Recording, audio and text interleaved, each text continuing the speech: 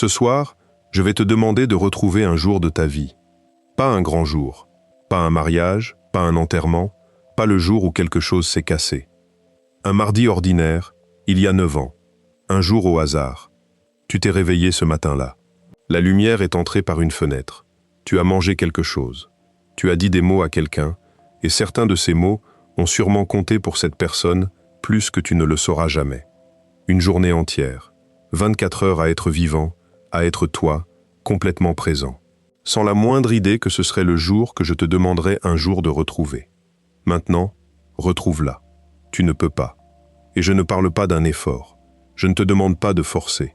Prends tout le temps que tu veux, ferme les yeux, remonte. Tu ne trouveras rien. Pas un fragment. Pas la couleur du ciel ce jour-là, pas ce que tu portais, pas un seul mot de ce que tu as dit à qui que ce soit. Un jour entier de ta seule et unique vie, et il est aussi inaccessible que s'il appartenait à un étranger mort depuis longtemps. Et je veux que tu remarques la texture exacte de pourquoi tu ne peux pas. Parce que c'est plus étrange que ça n'en a l'air. Ce n'est pas que le jour soit flou. Flou, ça voudrait dire qu'il est encore là, juste un peu hors de mise au point, comme une photo que tu pourrais retoucher en insistant. Non, le jour a disparu. Il a eu lieu. Il était réel. Il était aussi vif, aussi immédiat pour toi à ce moment-là, que cet instant l'est pour toi maintenant. Et il n'a laissé aucune trace, nulle part dans l'univers. Parce que le seul endroit où ce jour a jamais été rangé, c'était dans ta tête. Et ta tête l'a laissé filer. Avant de continuer, si ces sujets te passionnent autant que nous, abonnez-vous à cette chaîne. C'est un geste simple, mais il aide ce travail à trouver d'autres esprits curieux comme le tien. Assieds-toi une seconde avec l'échelle de ça, parce que presque personne ne le fait. L'écrasante majorité de ta propre vie a déjà disparu. Pas égarée, pas oubliée dans le sens doux et récupérable du « ça va me revenir », supprimée. Si tu essayais, là, tout de suite, de rendre compte de ton existence jour par jour, tu découvrirais que tu es, statistiquement, presque un parfait inconnu pour la personne qui a vécu ta vie. Et là, ça empire. Parce que tu vas te dire, d'accord, j'ai perdu les jours ordinaires, les mardis sans intérêt, les trajets, les repas oubliés. Mais l'essentiel, je l'ai gardé. Les moments qui comptent, eux, sont là. Le petit morceau que tu crois avoir gardé. Tes souvenirs les plus précieux, la poignée de scènes que tu montrerais du doigt en disant « ça c'est moi ». Ce ne sont pas des enregistrements. Je sais qu'ils donnent l'impression d'être des enregistrements. De petits films que tu peux repasser. Ils ne le sont pas. Ton cerveau les reconstruit à partir de morceaux bruts, à chaque fois que tu t'en souviens. Et chaque reconstruction réécrit discrètement la précédente. Ce qui veut dire que certains de tes souvenirs les plus chers ne se sont pas passés comme tu t'en souviens. Et quelques-uns ne se sont peut-être pas passés du tout. Mais le plus étrange, c'est le début. Les premières années de ta vie. Les années qui ont réellement construit la personne assise là, en train de regarder cette vidéo. Les années où tu as appris que tu étais un moi, séparé du monde, aimé ou pas aimé, en sécurité ou pas. Tu n'en gardes rien. Rien. Pas une image. Pas une seconde. La période la plus déterminante de ta vie entière est, pour toi, un vide parfait, comme si tu n'avais commencé à exister que des années après ta propre naissance. Et pendant environ 100 ans, la science a eu une explication bien propre et rassurante pour ça. Le cerveau du bébé, disait-on, est simplement trop primitif pour enregistrer. Il n'y a rien à récupérer parce que rien n'a jamais été écrit. En 2025, cette explication est morte. On sait maintenant que ton cerveau de nourrisson enregistrait. Des chercheurs peuvent voir les enregistrements s'allumer. Les images de toi à 1 an, tenu dans des bras, nourri, effrayé, consolé, sont peut-être encore physiquement là-dedans. Tu ne peux simplement pas y accéder. Cette vidéo parle de la pièce fermée à clé au centre de toi. Et je dois te prévenir, avant qu'on commence à marcher vers elle, que ce n'est pas vraiment une vidéo sur le fonctionnement de la mémoire. Il en existe 1000, et elles sont surtout ennuyeuses, parce qu'elles traitent ta mémoire comme un appareil de bureau avec quelques bizarreries. Ceci est une vidéo sur une autre question. Est-ce que la personne continue que tu te crois être depuis toujours, celle qui remonte, ininterrompue, jusqu'à l'enfance, est vraiment là? Je suis entré là-dedans en pensant que c'était une histoire de science. J'en suis ressorti sincèrement troublé sur ma propre existence. Alors, tu es prévenu. Allons-y. Je dois te dire d'où ça part, pour moi, parce que ce serait malhonnête de faire semblant d'avoir trouvé tout ça tout seul. Je ne suis pas neuroscientifique. Je suis quelqu'un qui a lu un livre et qui est tombé dans un trou. Le livre est écrit par un homme qui est à la fois romancier et psychologue, ce qui, tu vas voir, est la combinaison parfaite pour ce sujet précis. Et son idée centrale est une de ces idées qui, une fois qu'elles sont entrées en toi, ne ressortent plus. L'idée, c'est celle-ci. Se souvenir, c'est reconstruire. Et reconstruire, c'est, en partie, toujours, inventer. Pas parfois. Pas quand tu es fatigué ou quand tu mens.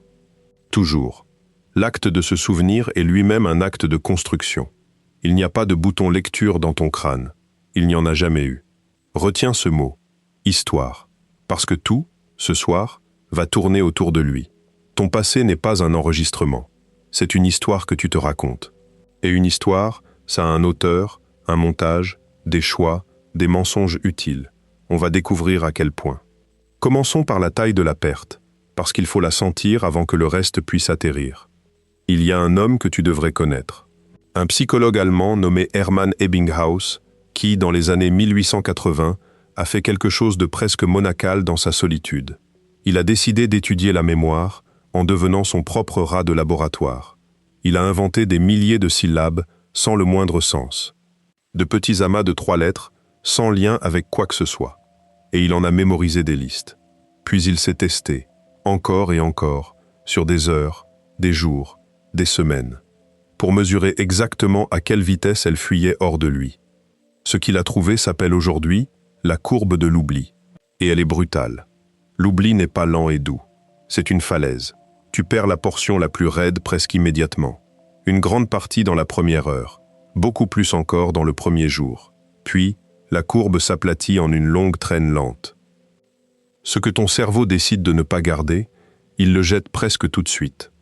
Et Ebbinghaus travaillait sur des syllabes absurdes, des choses sans le moindre sens. Tu pourrais te dire que ta vie, elle, est pleine de sens, et que le sens, ça retient. C'est vrai en partie. Un événement chargé d'émotions s'accroche mieux qu'une syllabe vide. Mais mieux ne veut pas dire pour toujours. Ça veut dire un peu plus longtemps avant de tomber de la falaise. La pente est plus douce, le fond est le même. Presque tout finit en bas.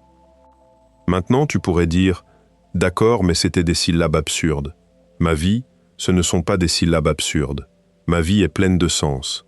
Elle est pleine de moments vifs, émouvants, qui restent forcément. Alors testons ça. Voici la première petite expérience. Et je veux que tu la fasses vraiment. Parce que hocher la tête, c'est exactement la manière dont les gens se protègent de l'étrangeté de tout ceci. Essaie d'énumérer là, tout de suite, des épisodes vraiment distincts et datables de ta propre vie. Pas des catégories. Pas « les étés étaient chouettes ». Pas « on allait chez ma grand-mère ». Des scènes précises, un après-midi particulier, dans un lieu particulier, que tu pourrais en principe situer sur un calendrier. Compte-les. Je te laisse quelques secondes. Voici ce qui arrive à presque tout le monde. Tu attrapes vite les sommets évidents. Le mariage, l'accident, le voyage, la perte. Les 5 ou 6 grands événements que tout le monde citerait. Ceux-là viennent en quelques secondes. Puis tu ralentis. Tu cherches plus loin. Tu descends sous les grands titres, vers les jours ordinaires, un après-midi précis, une conversation précise. Et là, ça devient dur. Tu grattes. Tu tombes sur des vagues impressions, des « on faisait souvent ça », des moyennes. Mais des scènes vraiment datables, vraiment uniques, tu en trouves de moins en moins. Et quelque part, étonnamment tôt, tu tombes à sec. La plupart des gens à qui on demande ça heurtent un mur après quelques centaines de vrais souvenirs distincts. Quelques centaines, sur 15 000 jours. Retiens ce mur. On y reviendra. Et quand on y reviendra, il voudra dire tout autre chose. Et je veux que tu sentes vraiment la disproportion, parce qu'elle est absurde. 15 000 jours, 1/3 de million d'heures éveillées. Chaque heure remplie de sensations, de pensées, de visages, de décisions. Tout ça, c'était ta vie. C'était réellement en train de t'arriver, seconde après seconde, aussi solide et présent que cette seconde-ci. Et il en reste quelques centaines de scènes. Fais le rapport. Ce n'est pas que tu aies oublié un peu. Tu as oublié presque tout. Le presque fait un travail énorme dans cette phrase, et il penche du mauvais côté. Si ta vie était une bibliothèque, tu en aurais gardé une étagère. Une seule, Et tu appellerais cette étagère « moi », parce que voici ce que personne ne te dit. Tu n'as pas une vie de souvenirs. Tu as une bande-annonce, longue de quelques centaines de plans. Et l'implication dérangeante, c'est que la bande-annonce n'est pas la même chose que le film. La vie, c'était les 15 000 jours. La bande-annonce, c'est ce qui a survécu. Et sans jamais l'avoir décidé, tu as commencé à confondre la bande-annonce avec la chose elle-même. Quand tu dis « ma vie », tu parles du trailer. Le film, lui, a disparu. Et personne ne t'a prévenu que ça se passait. Il n'y a pas eu d'alarme. Chaque jour, en silence, une partie de toi a été jetée, sans cérémonie, sans que tu aies eu ton mot à dire. Tu étais occupé à vivre le jour suivant. Pendant ce temps, le précédent glissait par la porte du fond et ne revenait pas. Bon, ça, c'est la perte sur toute la durée de ta vie. Mais il y a une région de cette perte qui est totale, absolue, un blackout, pas un fondu. Le début. Tu ne peux pas te souvenir d'avoir été un bébé. Tu ne peux presque certainement rien te rappeler d'avant l'âge de 2 ans. Et tes souvenirs d'avant 3 ou 4 ans sont minces, troués, et, on va y venir, souvent carrément faux. Ce phénomène a un nom. On l'appelle l'amnésie infantile. Et celui qui l'a nommé, c'est Sigmund Freud, il y a plus d'un siècle. Il trouvait sincèrement remarquable qu'on fasse le noir complet sur les années où, selon ses mots, nous étions le plus intensément vivants. Les années de l'apprentissage le plus rapide de toute ton existence. Les années où tu as acquis une langue entière à partir de rien, un exploit que tu ne rééditeras plus jamais. Les années où tu as appris à marcher, à faire confiance, à avoir peur. Les années où ta personnalité s'est, en grande partie, coulée dans sa forme, celle que tu portes encore aujourd'hui. C'est peut-être ça, le plus étrange. Les années qui t'ont le plus fait sont exactement celles dont tu ne gardes rien. Ce sont elles qui ont écrit les règles selon lesquelles tu vis, tes réflexes, ce qui te rassure et ce qui te terrifie. Et tu n'as accès à aucune d'elles. Tu obéis à des lois dont tu n'as jamais lu le texte. Tout ça, noir. Pendant un siècle, l'explication était mécanique. Elle était propre, et presque tout le monde y croyait. L'histoire allait comme ça. L'hippocampe, cette structure en forme d'hippocampe justement, nichée au fond de ton cerveau, essentielle pour fabriquer de nouveaux souvenirs durables, n'est pas fini de cuire à la naissance. Il est immature. Il est encore en train de se câbler. Et donc le bébé, disait l'argument, ne peut tout simplement pas déposer de souvenirs durables. Il n'y a rien à récupérer à l'âge adulte parce que rien n'a jamais été écrit. La bande n'a jamais tourné. La pièce est vide parce que personne ne l'a jamais meublée. J'ai besoin que tu tiennes cette explication en tête maintenant, et que tu la tiennes comme si elle était vraie, parce que pendant la majeure partie de ta vie, les experts la tenaient pour vraie. La pièce est vide. Rien n'a été enregistré. Compris? Bien. Parce que je suis en train de construire une trappe sous tes pieds. Et cette phrase, c'est le plancher. Pour ouvrir la trappe, on doit quitter les humains 1 minute et parler des souris. Il faut d'abord que je te donne un seul mot de vocabulaire, et c'est un beau mot. L'engramme. Un engramme, c'est la trace physique d'un seul souvenir. L'idée qu'un souvenir précis puisse vivre dans un motif précis de cellules, quelque part, dans la matière de ton cerveau, comme un mot gravé dans la pierre. L'idée est vieille. Elle remonte à plus d'un siècle, à un biologiste allemand nommé Richard Semon, qui a inventé le mot, et qui s'est fait, pour ainsi dire, rire au nez. Proposer qu'un souvenir est une adresse physique, une localisation qu'on pourrait en principe pointer du doigt, ça passait pour au mieux naïf, au pire mystique. Semon est mort sans être pris au sérieux. Son mot est resté, mais pendant des décennies, l'engramme a été une sorte de Graal. Tout le monde en parlait, personne ne l'avait vu. L'emplacement réel d'un souvenir, dans la matière, dont on n'était même pas sûr qu'il existait. Et puis, il y a une quinzaine d'années, une technique est arrivée. On a appris à modifier génétiquement des neurones pour pouvoir les allumer et les éteindre avec des impulsions de lumière, de petits interrupteurs biologiques. Et soudain, l'engramme a cessé d'être une métaphore et est devenu une chose sur laquelle tu peux pointer un laser. Semon, mort dans l'indifférence, avait raison. Le souvenir a bien une adresse physique. On peut la marquer, on peut la rallumer. Ce qui, il y a un siècle, faisait rire, est devenu une manipulation de laboratoire ordinaire. Alors voici ce qu'une équipe de Toronto a fait. Et je veux avancer lentement, parce que la logique est tout le jeu. Ils ont pris des souris bébés. Les souriceaux, ont leur propre version de l'amnésie infantile. Ils forment un souvenir, et quelques jours plus tard, ils se comportent comme s'il avait complètement disparu, exactement comme nous. L'équipe a donc donné à de jeunes souris une expérience, un événement précis, dans un lieu précis, et à l'instant exact où ce souvenir se formait, ils ont marqué chimiquement les neurones précis qui s'allumaient pour l'encoder. Ils ont mis un drapeau sur l'engramme, sur les cellules mêmes qui étaient le souvenir, pas sur une région vague, sur le motif précis de neurones qui s'étaient allumés, ensemble, à cet instant précis, pour tenir ce souvenir précis. Le souvenir n'était plus une idée, c'était un objet, repéré, marqué, qu'on pouvait suivre dans le temps. Puis ils ont attendu. Ils ont laissé les souris grandir un peu, jusqu'à ce que le souvenir soit, par toute mesure comportementale, parti, oublié. Les souris agissaient comme si l'événement n'avait jamais eu lieu. Amnésie infantile, à l'heure pile. Selon la vieille théorie, ces cellules ne devraient rien contenir. Le souvenir n'a jamais été durablement inscrit, donc le marqué revenait à mettre un drapeau sur du vide. Il n'y avait, en principe, rien à rallumer. Et puis ils ont rallumé les neurones marqués, avec de la lumière. Le souvenir est revenu. Les souris se sont de nouveau comportées comme si elles se rappelaient. Le souvenir de nourrisson, censé être effacé, censé n'avoir jamais été enregistré, était assis là depuis le début, assez intact pour qu'une impulsion de lumière le rappelle. Il n'avait jamais été supprimé, il avait été classé. Les images existaient.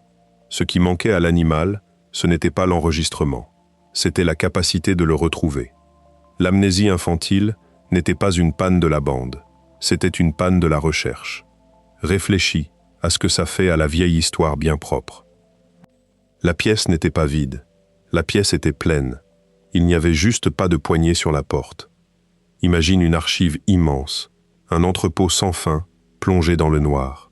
Chaque étagère est garnie, chaque boîte est pleine, scellée, intacte.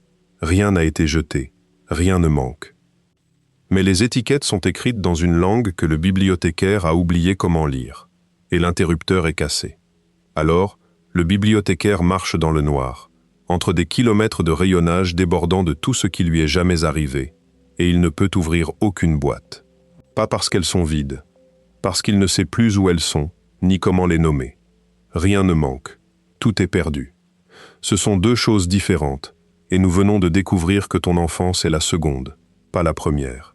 Voilà ton enfance, du moins chez une souris. Et prends la mesure du renversement, parce qu'il est total. Pendant 100 ans, on a raconté aux gens que leur enfance n'existait plus parce qu'elle n'avait jamais été inscrite. Une pièce vide, un réconfort, presque. On ne peut pas regretter un enregistrement qui n'a jamais existé. L'expérience de Toronto dit le contraire exact. L'enregistrement existe, il est complet, il est juste devenu introuvable. Ce n'est pas une pièce vide, c'est une pièce verrouillée. Et ces deux images, vides et verrouillées, ne provoquent pas du tout le même sentiment. La première te libère. La seconde te hante. Et bien sûr, l'objection immédiate, celle que tu devrais être en train de faire, celle que j'ai faite, c'est une souris. Une souris n'est pas une personne. Le souvenir qu'a une souris d'un endroit n'est pas ton souvenir du visage de ta mère. Tu ne peux pas mettre un humain d'1 an dans une machine, marquer ses neurones et braquer des lasers dans son cerveau pour une longue liste de très bonnes raisons. Alors ce résultat magnifique restait derrière un mur. Il suggérait que les souvenirs de nourrisson chez l'humain pourraient eux aussi être enregistrés mais verrouillés, plutôt que jamais enregistrés. Mais suggérer, c'est tout ce qu'il pouvait faire. Ce mur est tombé en 2025. Et c'est là que ça devient vraiment étrange. Alors sois attentif, parce que la difficulté de ce que ces gens ont réussi, c'est déjà la moitié de l'histoire. Une équipe de Yale a publié son résultat dans la revue Science. Et avant même de te dire ce qu'ils ont trouvé, je dois te dire ce qu'ils ont fait, parce que ça a l'air impossible. Ils ont scanné le cerveau de nourrissons éveillés, à l'intérieur d'une machine à IRM. Si tu n'as jamais passé d'IRM, laisse-moi t'ancrer ça. C'est un tube de la taille d'un cercueil. C'est monstrueusement bruyant, un martèlement industriel incessant. Et pour obtenir une image utilisable, le sujet doit rester extraordinairement immobile. Les adultes trouvent ça difficile. Maintenant, imagine obtenir un scan cérébral exploitable d'un bébé conscient, non endormi, à qui on ne peut pas expliquer pourquoi il est là, qu'on ne peut pas prier de cesser de gigoter, et à qui on demande en plus de faire une tâche de mémoire en même temps. Pendant des années, on a considéré ça comme quasiment infaisable. Ils ont trouvé comment le faire.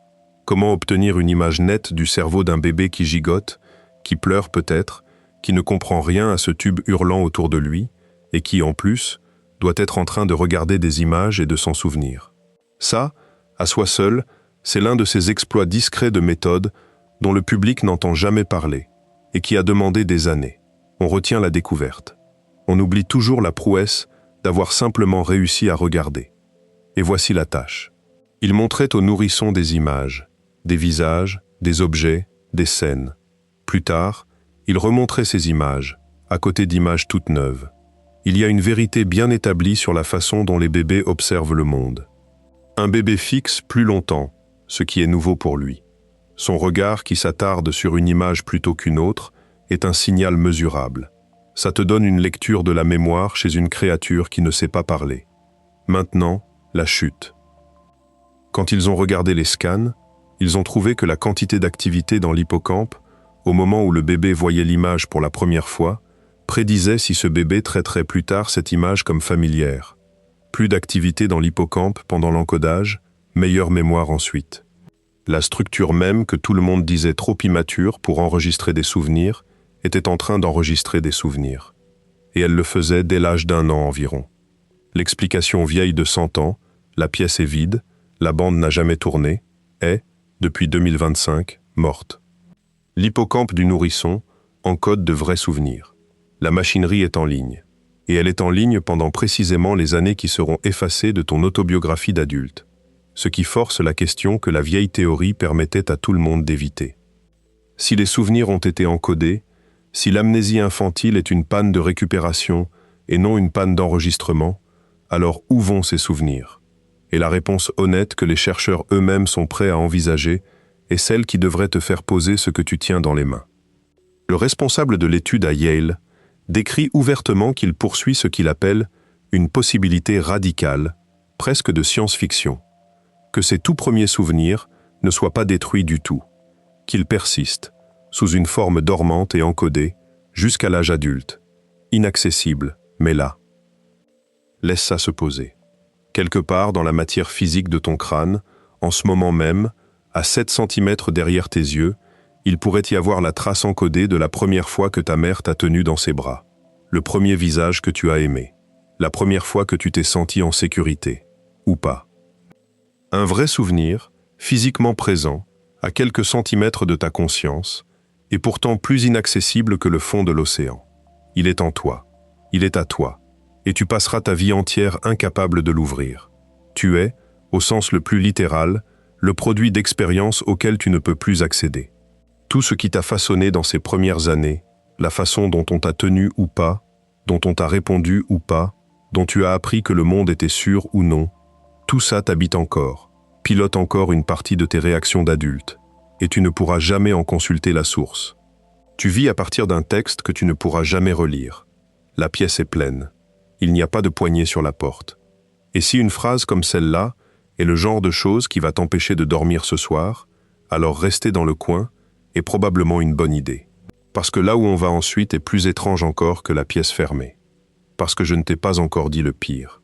Le pire, ce n'est pas la pièce dans laquelle tu ne peux pas entrer. Le pire, c'est ce qui se passe dans les pièces où tu peux entrer. Voici le tournant.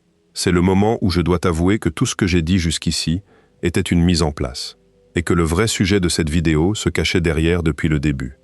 On a traité l'amnésie infantile comme un cas particulier, une bizarrerie du cerveau du bébé. Une étrange exception au tout début de la vie, et c'est tentant de la ranger comme ça, et de se sentir bien, parce qu'au moins les souvenirs que tu peux atteindre, eux, sont solides. Au moins ton 10e anniversaire est réel.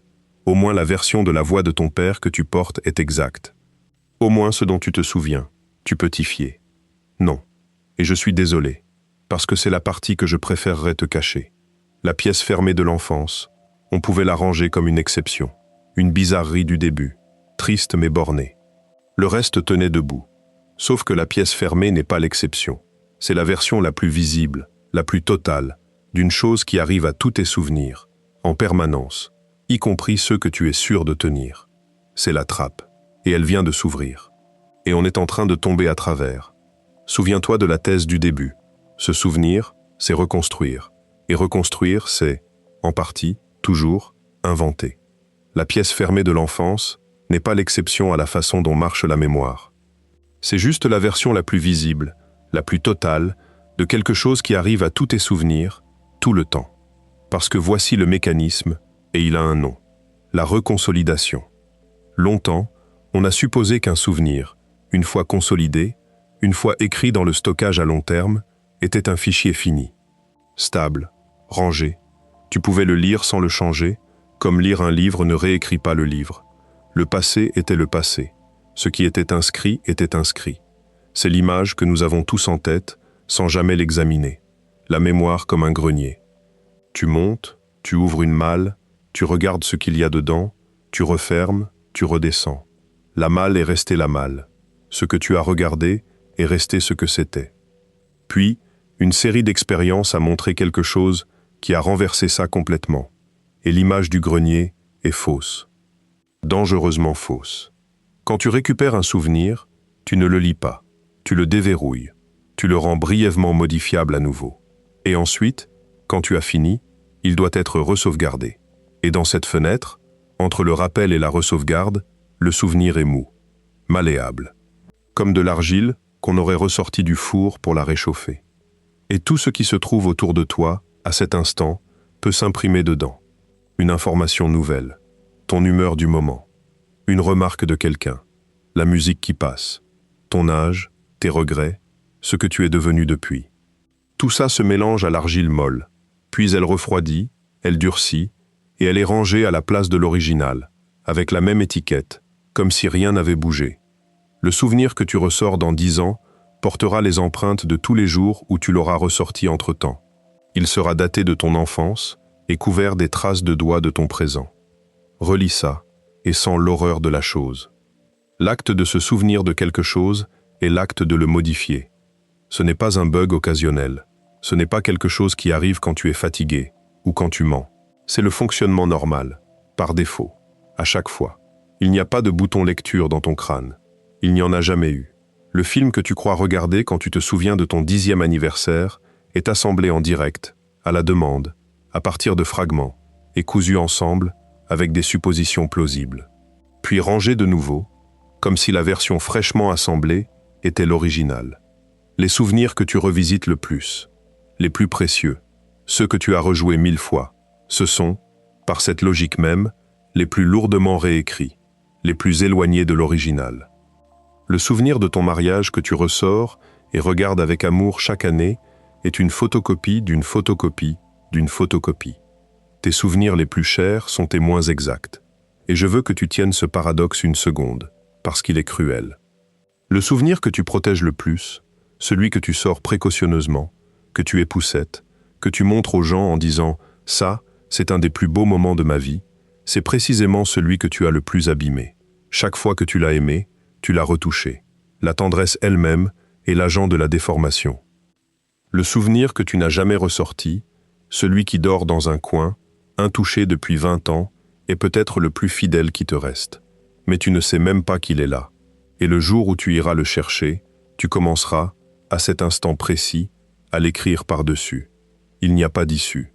Regarder un souvenir, c'est le changer, comme s'il n'existait qu'une seule façon de le garder intact, ne jamais y penser.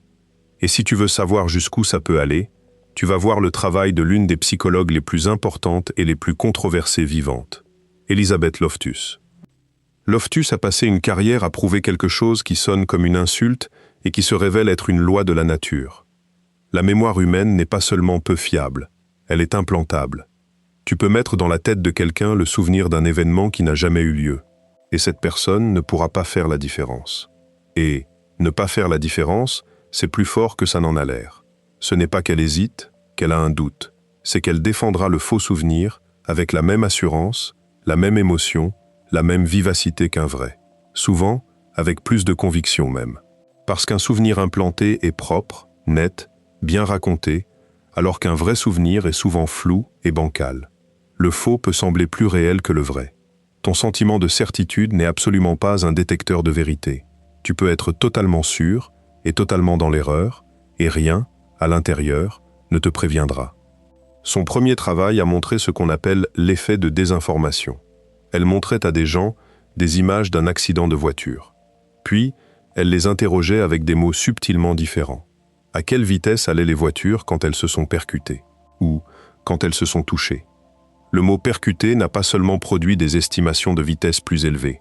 Une semaine plus tard, les gens qui avaient entendu percuter se rappelaient plus souvent du verre brisé sur les lieux. Il n'y avait pas de verre brisé. La question avait réécrit le souvenir. Un seul verbe avait modifié le passé. Arrête-toi là-dessus, parce que c'est minuscule et énorme à la fois. On n'a pas menti à ces gens.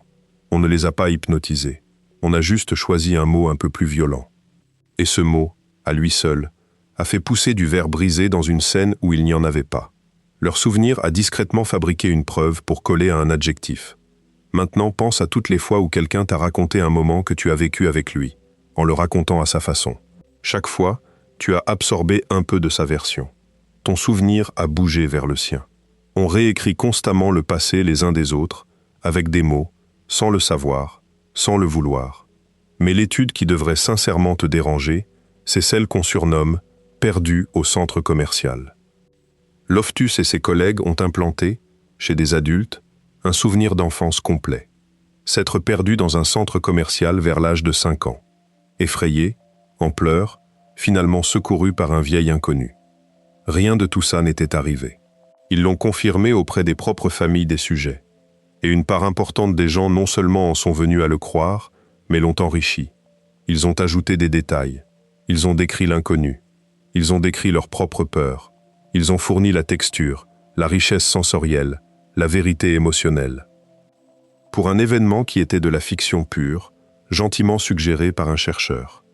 Et voici ce qui rend ça vraiment troublant. Quand on a expliqué à ces gens, ensuite, que le souvenir était faux, qu'il n'avait jamais eu lieu, certains ont résisté. Ils ne voulaient pas le lâcher. Il était devenu à eux. Il avait la même chaleur, la même texture, le même poids que leur vrai souvenir d'enfance. Parce que, à l'intérieur, il n'y avait aucune différence.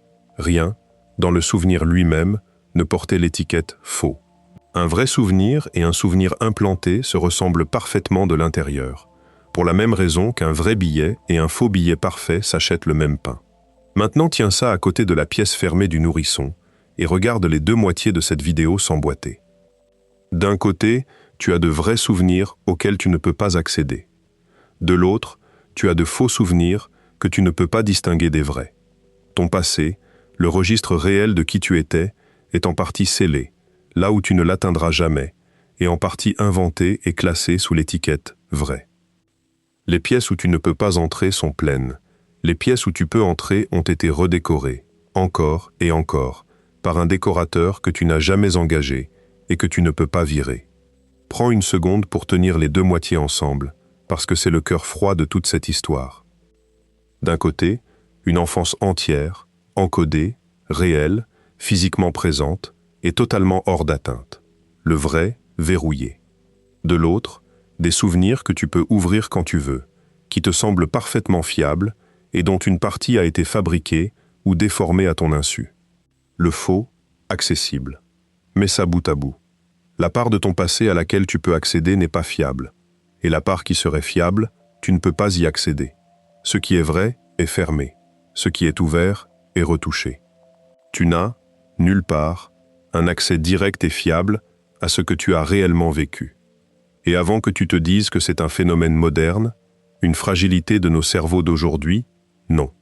La démonstration fondatrice date de 1932. Un psychologue britannique nommé Frédéric Bartlett faisait lire à des gens un conte populaire amérindien qui leur était étranger, plein d'images et d'une logique complètement hors de leur monde. Puis il leur demandait de le raconter, encore et encore, sur des semaines et des mois. Ils ne l'oubliaient pas au hasard. Ils le remodelaient. Ils lissaient les parties qui ne collaient pas à leurs attentes. Ils laissaient tomber les éléments surnaturels qui n'avaient aucun sens pour eux. Ils rationalisaient l'étrange en familier. À la fin, l'histoire dont ils se souvenaient était une histoire que leur propre culture aurait pu écrire. Sans en avoir la moindre conscience, ils avaient reconstruit le conte à leur image. Le mot de Bartlett pour ce que fait la mémoire, c'était reconstruction. en 1932. Avant l'IRM, avant les lasers, avant tout. Un homme avec des comptes et des carnets a vu le mécanisme entier, à l'œil nu. On le sait depuis près d'un siècle. Ce n'est pas une nouveauté choquante de la science moderne. C'est un vieux savoir qu'on préfère ne pas regarder en face, parce qu'il touche à quelque chose de trop proche. Personne n'a envie d'apprendre que ses souvenirs sont des rumeurs qu'il se répète à lui-même. Alors, où est-ce que ça te laisse? Ça te laisse avec une question qui n'a plus rien à voir avec les neurosciences. Parce que si tes souvenirs sont en grande partie disparus, et que les survivants sont en partie inventés, alors il faut demander, quelle est la chose qui fait le tri? Qui est le monteur? Qui décide quels quelques centaines de plans deviennent le réel? Pour ça, on passe dans un tout autre domaine, l'économie du comportement et le travail de Daniel Kahneman, un psychologue qui a remporté le prix Nobel d'économie, ce qui te dit à quel point ses idées ont porté loin. Kahneman fait une distinction qui, une fois que tu la vois, ne se laisse plus dévoir, et elle va réorganiser en douceur ta façon de penser ta vie entière.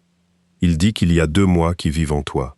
Il y a le moi qui vit l'expérience. C'est celui qui est réellement vivant, là, à cette minute. Celui qui sent la chaise sous lui, qui entend ma voix, qui existe au présent. Ce moi-là vit dans une série d'instants présents, chacun durant quelques secondes, puis ils sont partis. Le moi, qui vit l'expérience, fait presque toute ta vie réelle, et il n'a presque aucun pouvoir. Parce qu'il n'a pas voix au chapitre dans la mémoire. Il vit, puis il disparaît, instant après instant, complètement non représenté. Et puis il y a le moi qui se souvient, le compteur, celui qui tient les comptes, qui décide ce qu'étaient tes vacances, ce qu'était ta relation, ce qu'était ta vie. Et le moi qui se souvient est un historien épouvantablement biaisé. Laisse-moi rendre les deux concrets, parce que tu les connais tous les deux intimement, tu ne les as juste jamais séparés. Le moi qui vit, c'est celui qui, en vacances, est réellement là.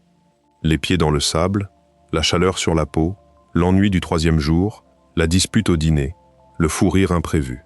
Il traverse tout ça, seconde par seconde, pleinement. Puis chaque seconde s'éteint, et il passe à la suivante.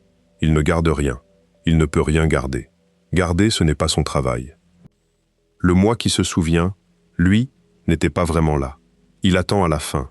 Et quand tout est terminé, il reçoit un résumé grossier, quelques images fortes, une impression générale, et il déclare « C'était de bonnes vacances » ou de mauvaises. Il tranche sur toute une semaine, à partir de 3 instantanés, et de la façon dont ça s'est fini. Et devine lequel des deux commande. Devine lequel décide où tu iras l'année prochaine, ce que tu retiendras, ce que tu raconteras, ce que tu croiras avoir vécu. Le narrateur, toujours le narrateur, celui qui n'était pas là. Kahneman a montré qu'il suit une règle qu'il a appelée « pic fin ». Quand tu te souviens d'une expérience, tu ne fais pas la moyenne de tous les moments. Tu te souviens du moment le plus intense, le pic, et tu te souviens de comment ça s'est terminé. Et c'est à peu près tout. La durée n'enregistre presque rien. Il l'a démontré d'une manière presque cruelle d'ingéniosité. Dans une série d'études sur des patients passant un examen médical inconfortable, à l'époque où c'était bien moins agréable qu'aujourd'hui, il a trouvé qu'un patient dont l'examen était plus long, mais se terminait sur une note plus douce, se souvenait de l'ensemble comme moins pénible qu'un patient dont l'examen était plus court, mais se terminait sur un pic vif d'inconfort. Plus de souffrance totale, souvenu comme moins pénible, parce que la fin était plus douce. Le moi qui se souvient se moque de combien tu as réellement souffert. Il se soucie de comment l'histoire s'est finie. Et voici le coup au ventre. L'endroit où ça cesse d'être un fait intéressant et commence à parler de ta vie. Tu ne prends pas tes décisions pour le moi qui vit ta vie. Tu les prends pour le moi qui s'en souviendra. Tu choisis les vacances qui feront la meilleure histoire, pas celles qui seront agréables minute après minute. Les gens endureront une pire expérience pour un meilleur souvenir de cette expérience. Nous sommes tous, sans cesse, en train de sacrifier le moi qui vit, le seul qui est réellement vivant, sur l'autel du moi qui se souvient. Un narrateur qui ne garde que les pics et les fins, et se trompe sur la plupart des détails. Imagine un chercheur extraterrestre qui nous étudie. Il regarde un être humain choisir, encore et encore, le chemin qui produit plus d'inconfort total en secondes vécues, au nom d'un plan plus net dans une bande-annonce qui va, elle aussi, s'évaporer. L'extraterrestre conclurait, raisonnablement, que nous ne valorisons pas nos propres vies. Nous valorisons le trailer. Et il aurait sous les yeux une preuve nette. La durée, pour le moi qui se souvient, ne compte presque pas. Kahneman a appelé ça la négligence de la durée. 2 semaines de bonheur tranquille et 2 jours de bonheur intense laissent, dans le souvenir, à peu près la même trace, si le pic et la fin se ressemblent. Tout ce temps supplémentaire réellement vécu, toutes ces heures de plus effectivement passées à être heureux, s'évaporent au montage, comme si elles n'avaient pas eu lieu. Ce qui veut dire que le moi qui se souvient ne récompense même pas la quantité de vie. Vis 2 fois plus longtemps le même bon moment, tu n'en garderas pas 2 fois plus. Tu en garderas autant. Le temps, la seule chose dont tu disposes réellement, ne rapporte presque rien dans la monnaie du souvenir. Nous sommes prêts à rendre le vécu pire pour rendre l'histoire meilleure. Et la chute que l'extraterrestre serait obligé d'ajouter, l'histoire n'est même pas exacte. Pense à la dernière grande chose que tu as planifiée. Un voyage, une fête, un projet. Pour qui l'as-tu vraiment fait? Pour les heures que tu allais réellement traverser? Ou pour la personne que tu serais, plus tard, en train de la raconter? Pour les photos? Pour le souvenir? On vit énormément de notre vie au futur du passé, en train de préparer ce dont on se souviendra. Et le moi qui vivra ces heures-là, celui qui aura chaud, mal aux pieds, envie de rentrer, celui-là, on ne le consulte presque jamais. On décide par-dessus sa tête, pour un narrateur qui n'est pas encore né et qui, quand il naîtra, se trompera sur la moitié des détails. Alors rassemblons tout au même endroit, parce que c'est ici que la science bascule dans quelque chose que je ne peux appeler que de la philosophie. Déroule la chaîne. L'essentiel de ta vie a disparu, supprimé, pas stocké. La fraction que tu as gardée est reconstruite à chaque fois que tu la touches, et modifiée un peu plus à chaque fois. Une partie de ce que tu as gardé est carrément fabriquée et indiscernable du reste. La partie la plus ancienne, la plus formatrice, est enfermée dans une pièce sans poignée. Et le monteur en charge de toute l'archive est un narrateur biaisé qui garde les pics et les fins et jette le reste des minutes que tu as réellement vécues. Maintenant, la bombe. Une psychiatre nommée Veronica Hawkins a écrit un livre dont l'argument central est que la mémoire ne fait pas que décrire le moi. La mémoire fabrique le moi. Il n'y a pas de toi séparé et solide, assis derrière tes souvenirs, les possédant comme tu possèdes un album photo. Tu es l'album. Reste avec cette phrase, parce qu'elle est plus radicale qu'elle n'en a l'air. On croit tous, sans jamais le formuler, qu'il y a un moi d'un côté et des souvenirs de l'autre. Le moi est le propriétaire. Les souvenirs sont ses biens. Il peut en perdre, en gagner, en ranger, et rester lui-même à travers tout ça, comme une maison reste la maison même quand on change les meubles. Hawkins dit « Non, il n'y a pas de maison à part des meubles. Enlève tous les souvenirs, et il ne reste pas un moi vide qui aurait tout perdu. Il ne reste rien. Le moi n'habite pas la mémoire. Le moi est ce que la mémoire fabrique, en s'organisant en une histoire qui se tient. Retire l'histoire, tu ne libères pas le personnage. Tu l'effaces. La personne continue que tu te sens être, le fil qui relie le bébé sur les photos à celui qui regarde cette vidéo, cette continuité est bâtie à partir de la mémoire, et de rien d'autre. Et c'est vertigineux, parce que la continuité est justement la chose dont tu es le plus sûr que de n'importe quoi. Tu ne doutes pas d'être la même personne qu'hier, ni que l'enfant sur les vieilles photos, c'était toi. C'est le socle, c'est la certitude sous toutes les autres. Et on vient de découvrir que ce socle est fait d'un matériau qui est en grande partie disparu, en partie inventé, et scellé à sa source. La chose la plus solide de ton expérience repose sur la plus fragile. Et les philosophes sont arrivés là des siècles avant les neuroscientifiques, ce que je trouve à la fois humble et un peu drôle. John Locke, au XVIIe siècle, soutenait que l'identité personnelle, c'est justement la continuité de la mémoire. Que ce qui fait de toi la même personne que l'enfant que tu étais, c'est la chaîne de souvenirs qui te relie à lui. Ce qui soulève un problème dont Locke n'avait pas la science pour mesurer toute la taille. Il pensait à une chaîne de souvenirs solide, continue, qui te relierait proprement à l'enfant que tu étais. Nous savons maintenant que cette chaîne est en grande partie brisée, et que les maillons qui restent sont en partie falsifiés. Alors en quel sens es-tu la même personne que cet enfant? Tu ne te souviens pas d'avoir été lui. Les quelques souvenirs qui prétendent te relier à lui sont peut-être en partie inventés. Le lien que tu ressens si fortement n'est peut-être qu'une histoire que tu te racontes, une continuité que tu affirmes plus que tu ne la possèdes. Locke a fait de la mémoire le ciment de l'identité. Il ne savait pas que le ciment était à moitié absent, à moitié falsifié. Le philosophe Derek Parfit a poussé ça jusqu'à la rupture. Il a soutenu que l'identité personnelle n'est peut-être pas le fait profond, tout ou rien, que nous ressentons. Que le toi d'il y a des décennies et le toi d'aujourd'hui sont peut-être reliés plus comme une corde faite de fibres qui se chevauchent que comme un seul fil ininterrompu, sans qu'aucune fibre ne court sur toute la longueur. Prends une corde dans tes mains et regarde-la. Elle fait 2 mètres de long.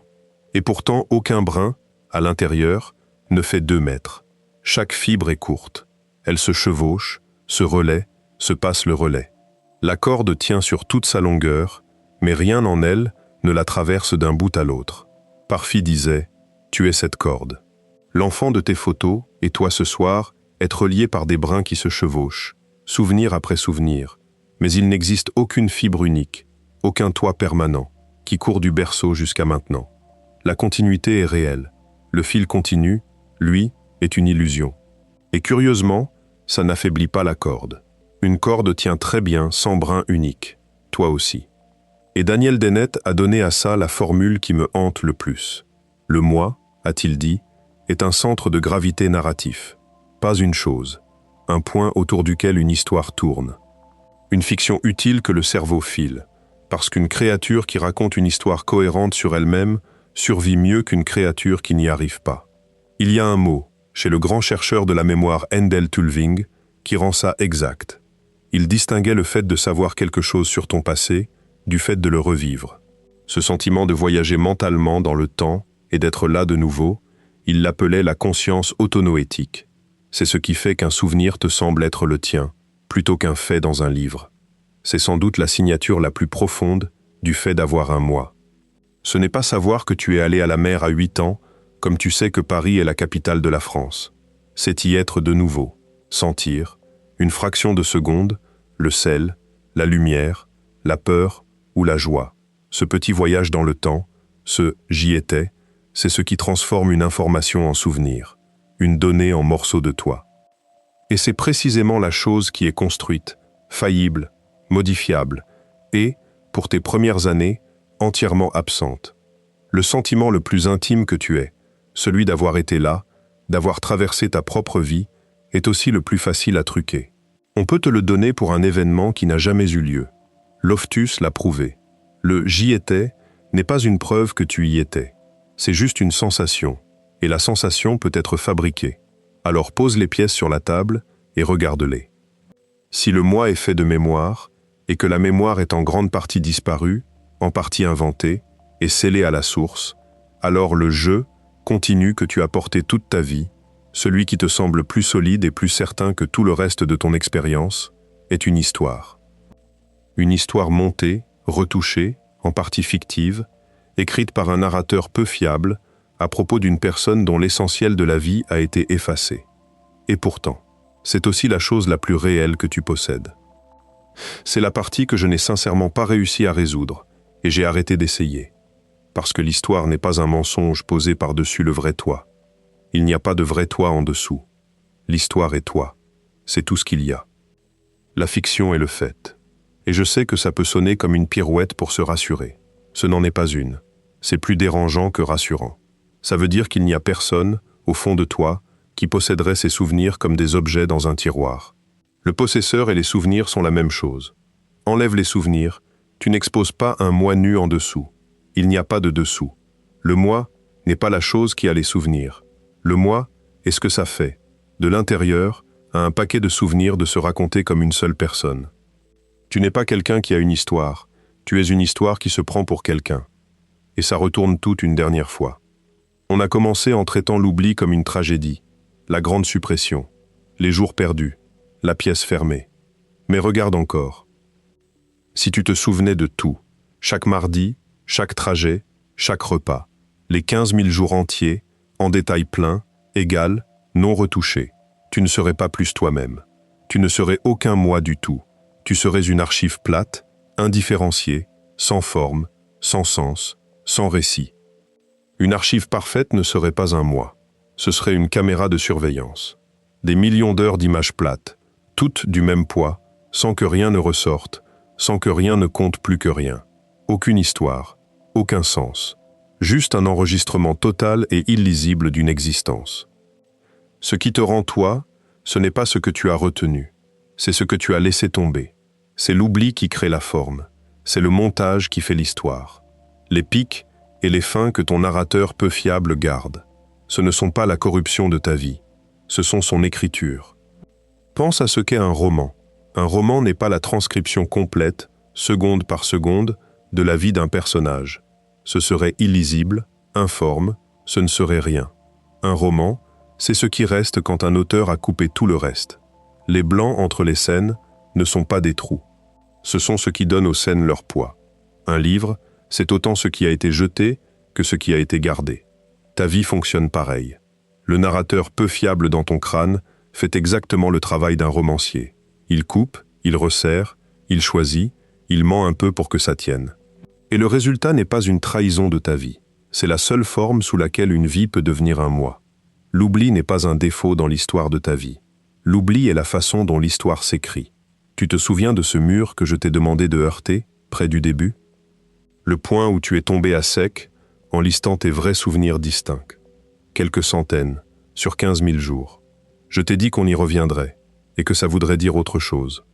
Voici ce que ça veut dire maintenant. Ce petit tas de plans n'est pas l'échec de ta mémoire. C'est le manuscrit terminé, c'est le livre, c'est le moi tout entier, juste là, long de quelques centaines de pages, réduit à partir d'une vie des milliers de fois plus grande. Tout le reste était de la pellicule brute, sur le sol de la salle de montage, et c'est la coupe qui en a fait un film. Je trouve ça presque insupportablement triste et presque insupportablement beau dans le même souffle, et j'ai décidé de simplement le laisser être les deux. Je te laisse là où tout ça m'a laissé. 2 images, puis je te fous la paix. La première. Quelque part dans la matière physique de ton crâne, il y a peut-être, encodée et intacte, la mémoire de la première fois qu'une personne que tu aimais t'a tenu dans ses bras. Les travaux de Yale et ceux sur les souris, ensemble, soulèvent la possibilité réelle, plus du tout de la science-fiction, que ce soit encore là-dedans. Et ils soulèvent une question qu'on va devoir trancher ce siècle, pas en théorie, mais dans un laboratoire. Si ces souvenirs persistent physiquement, pourrait-on un jour fabriquer une clé pour cette porte? Et la question plus dure, celle qui est dessous. Si on le pouvait, devrait-on?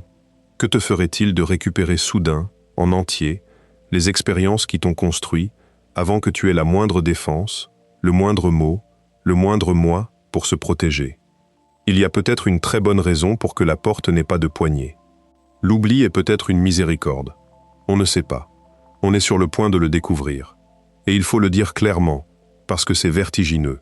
C'est une question que ta génération, peut-être, verra trancher. Pas dans un livre de philosophie. Dans un laboratoire, avec une vraie porte, une vraie clé, et une vraie décision à prendre. Est-ce qu'on ouvre le premier visage qu'un être humain a aimé? Est-ce qu'on rend à quelqu'un des heures qu'il a vécues sans mots pour les tenir? Personne, dans toute l'histoire de l'espèce, n'a jamais eu à répondre à ça. Nous, peut-être, si. Et il y a un homme qui, sans laboratoire, sans IRM, a peut-être touché tout ça avant tout le monde. Un écrivain français, Marcel Proust. Toute son œuvre est bâtie autour d'un instant où le goût d'un gâteau trempé dans du thé fait remonter, sans prévenir, un pan entier d'enfance qu'il croyait perdu. Il avait compris une chose, que la science met un siècle à rattraper, que le passé n'est pas rangé quelque part à te attendre, qu'il faut qu'un présent le déclenche, le reconstruise, le rappelle à l'existence, et que ce qui remonte n'est jamais tout à fait ce qui était descendu. La seconde image, celle que, sincèrement, je n'arrive pas à secouer. Le jour que tu es en train de vivre, là, celui-ci. Ce mercredi ou ce mardi ordinaire, celui que tu passes en partie à regarder une vidéo sur la mémoire. Ce jour est déjà en route pour rejoindre la majorité supprimée. D'ici l'an prochain, à la même époque, presque rien n'aura survécu. La lumière dans la pièce, le poids précis de ce que tu ressens maintenant, la texture exacte de cette minute. Partie, presque toute, récupérable par personne. Stockée nulle part. La seule version qui durera, c'est le fragment que ton moi qui se souvient, ce narrateur biaisé, sentimental, affabulateur, décidera de transformer en histoire. Et même ce fragment, à chaque fois que tu le revisiteras, deviendra doucement quelque chose que tu as inventé. Alors voici la question que je laisse sur la table, et puis l'écran s'éteint.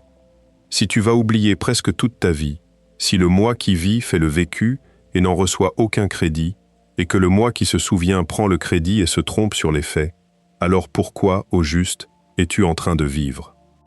Les minutes dans lesquelles tu es réellement, ou l'histoire que tu raconteras, et celle que je n'arrive vraiment pas à répondre, celle avec laquelle je veux que tu restes éveillé cette nuit.